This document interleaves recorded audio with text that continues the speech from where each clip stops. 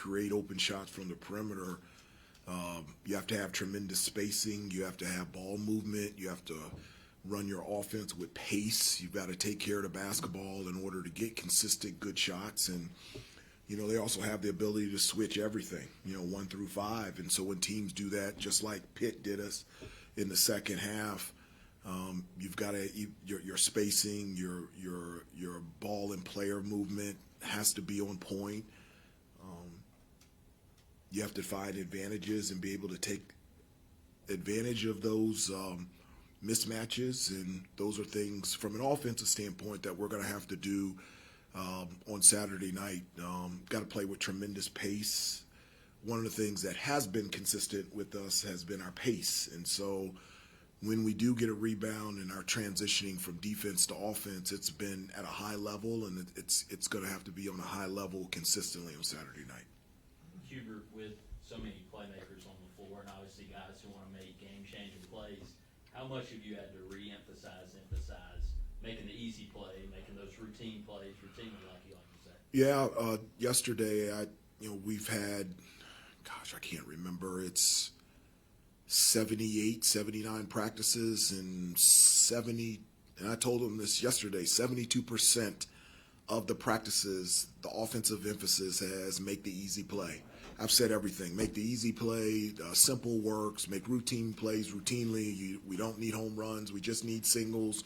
And, that's what's going to have to happen this Saturday. In our last game, we had 14 turnovers, and it resulted in 22 points. And just very difficult to come on the successful side when not only you're turning the basketball over, but the opposing team is converting at such a high percentage. Can you beat Duke with singles, or do you need to be home runs in there, given how good they are playing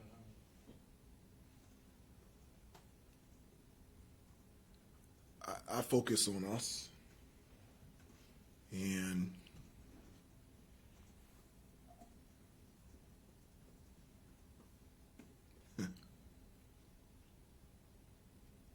we'll be ready to go on Saturday.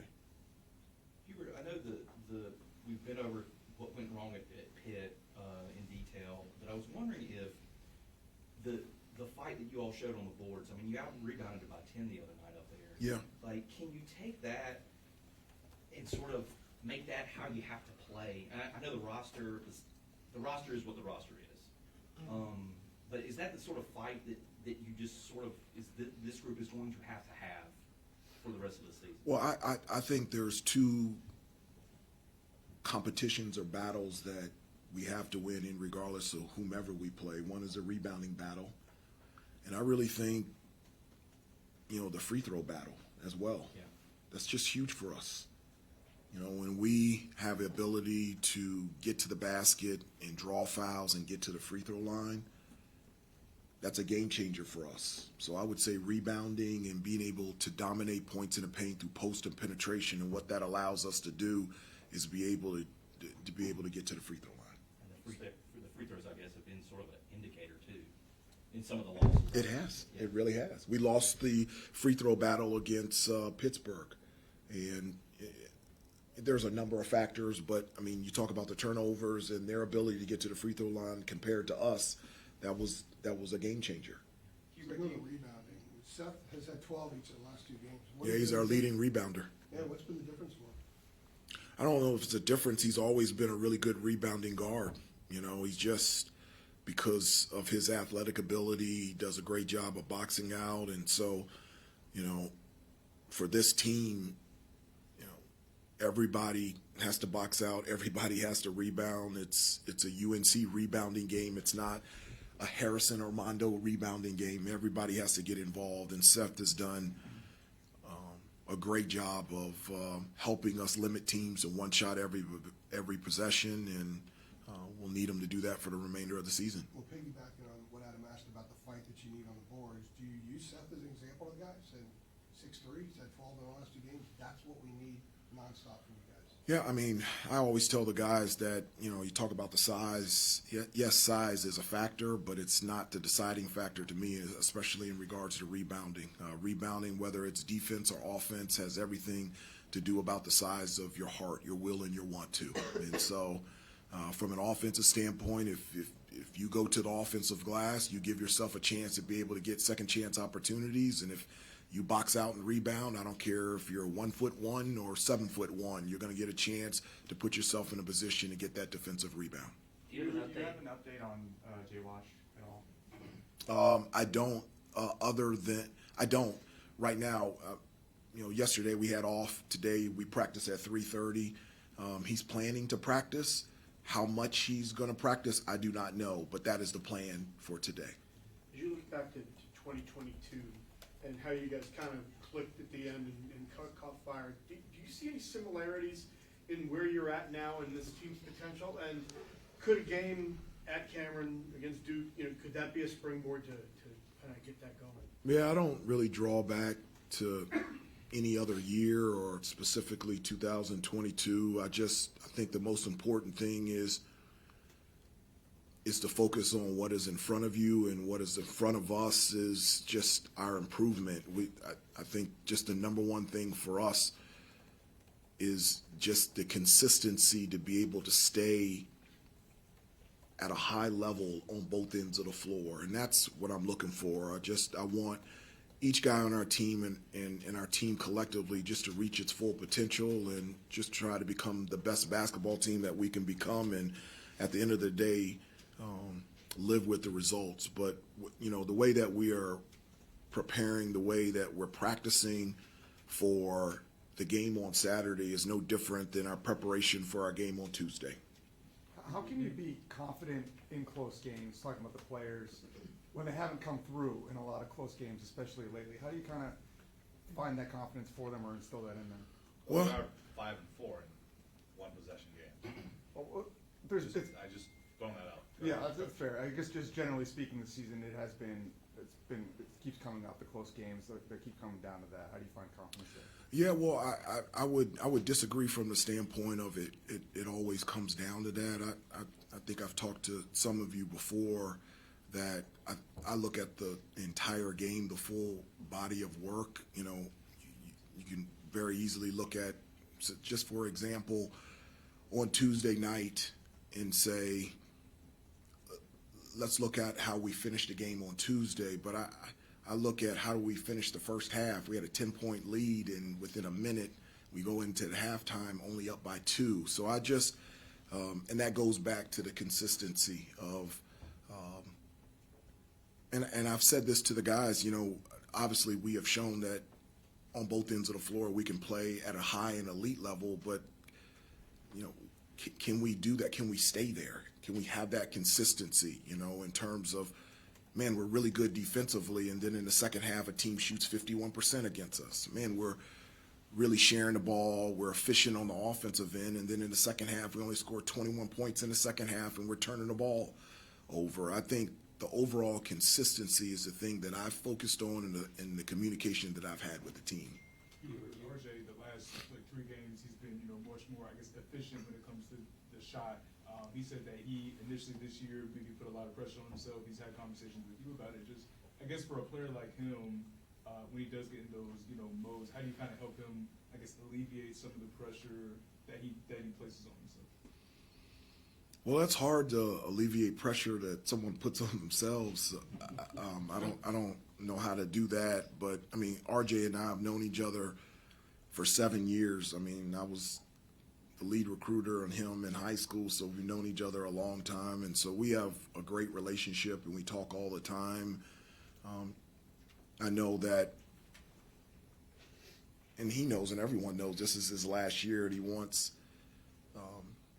to end his career not just individually on a good note, but also team-wise, and that's the most important thing to him. And sometimes you do put a little bit too much pressure on yourself.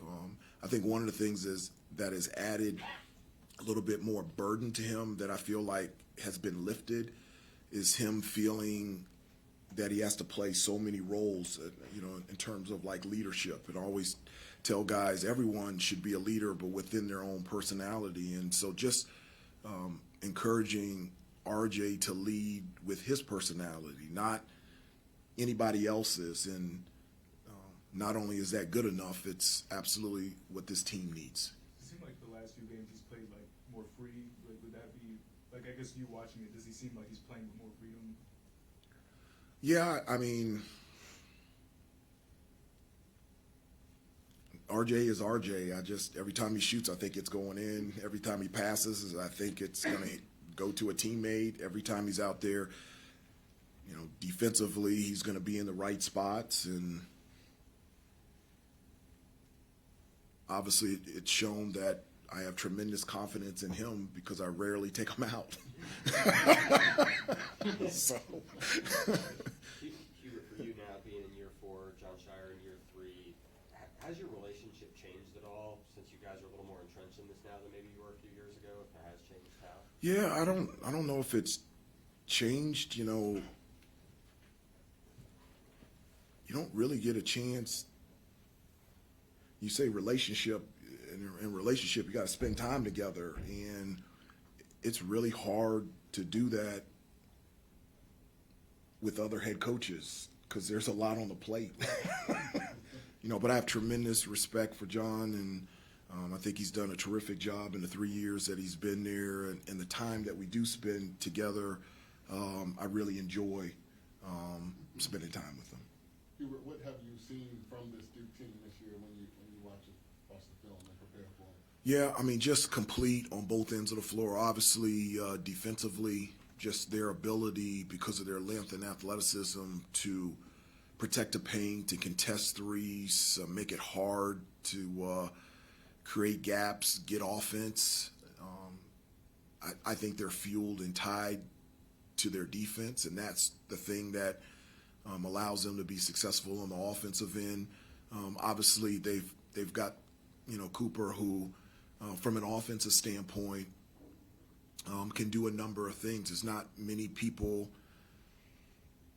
especially in college, with his size that can not only create for himself but so easily create for his teammates. And they just have a lot of moving parts on the offensive end that can hurt you, whether it's around the basket with lobs and post-ups, or being able to shoot the ball from 3. And so obviously they're playing extremely well with tremendous confidence, but we're really excited about going over there and excited about the challenge of playing them on Saturday.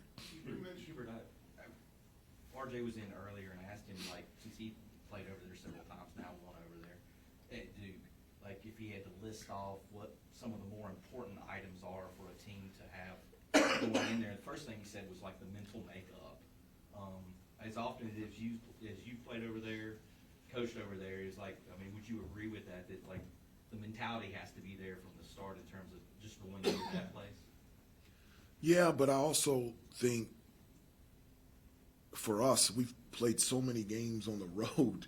I mean, we've been at Kansas, at Memphis, at Hawaii. That's just non-conference. And so, we've been in spirited environments before. Sure, yeah. And so I think that really helps us, in being able to compete on Saturday. But, the same type of consistency in terms of the discipline and details, the poise. It's the same that you needed on this past Tuesday in regards to, on Saturday as well. Time for a couple more. You mentioned being focused on what's directly ahead of you, but do you at all think about the NCAA tournament, your positioning, regarding that tournament, or your positioning on the bubble, or anything like that, or we need to win a couple of these quad 1 games or anything like that? Yeah, I just don't really think about that, and the reason I don't is, Coach Smith always, he never, when I played for him here, he never talked about stats, and he never talked about winning. He always preached preparation and practice and play.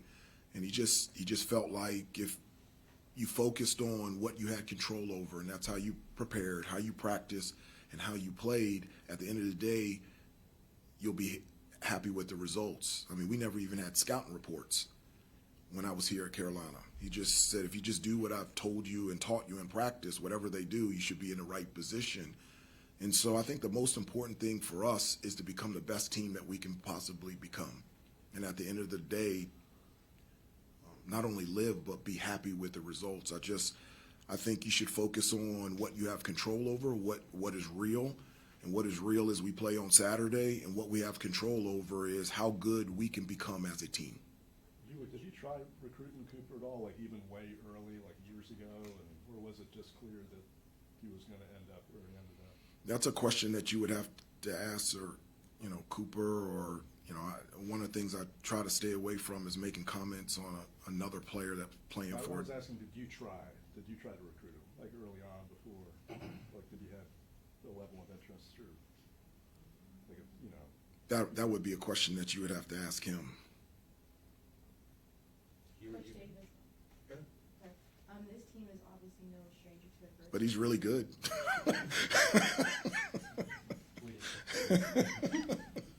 This team is no stranger to adversity, considering how the last 4 games have been difficult for sure. How do you, adjust your message or emphasize certain points these next couple of days or heading into Saturday? I don't adjust the message at all. I've been straightforward and direct that, for us to be the best that we can be, we've got to defend, rebound, take care of the basketball. I've talked about the importance of discipline and details and the consistency of doing the little things that make big things happen, like box outs, don't turn the ball over, shot selection, boxing out, getting to the free throw line, making our free throws. Those are things that I've consistently communicated to them throughout the entire season. I told you the percentage of offensive emphasis that I said taking care of the basketball. It was even a higher percentage on everyone box out and rebound, and it's even a higher percentage of giving them discipline and details. The little things make big things happen, just all different types of stuff. And with this team and with this group, I think the consistency of the same message is a thing that will help us be the best that we can be. Thank you, Coach. Yeah, thank you. Appreciate everybody. My favorite thing about those five scores, they're all. Thank you. We'll see you Saturday.